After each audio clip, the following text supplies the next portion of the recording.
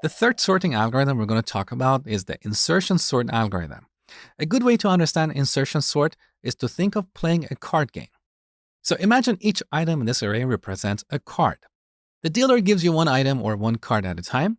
Every time you get a card, you insert it in the right position. First you get 8, you keep it.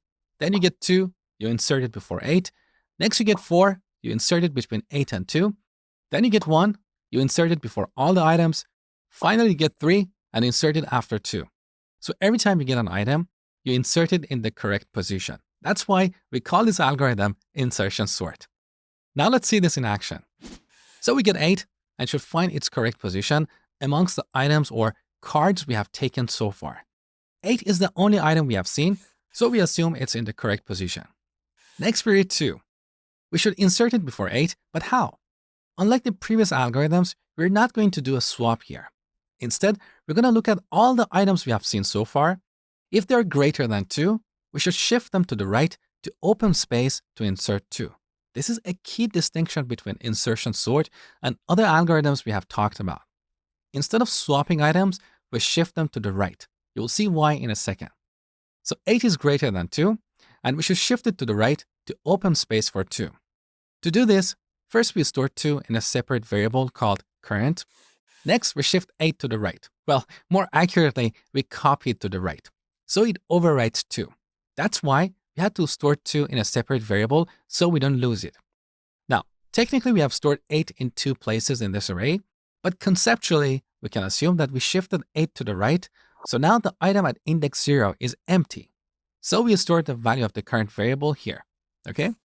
So we inserted 2 in the correct position amongst the items we have seen so far.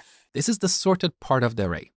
In every step, we pick one item from the unsorted part and insert it at the correct position in the sorted part. So next we read 4. Now we look at the items we have seen so far. If they're greater than 4, we shift them to the right to open space to insert 4. So here we shift 8 to the right. Now what about 2? Should we shift it to the right? No, because 2 is smaller than 4 and it should stay where it is. So we have found the right place to insert 4. All the items we have seen so far are in the correct position. So next we read 1. Again, we should shift all the greater items to the right to open space for 1. Here we should shift 8, 4, and 2 to the right because they're all greater than 1. Now we insert 1 in the correct position. We're almost done. One more time. We read 3 and shift all the larger items that we have seen to the right. Now we insert 3 at the correct position, and we can see our array is fully sorted. So this is insertion sort.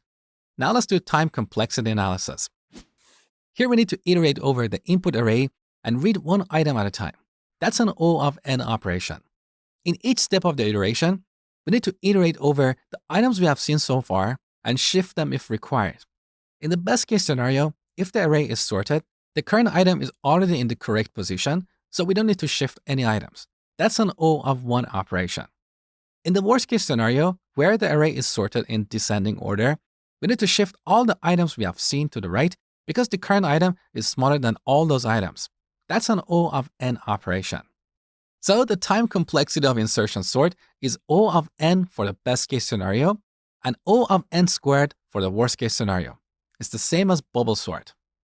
Now spend 20 minutes and implement this algorithm on your own. Then come back see my solution.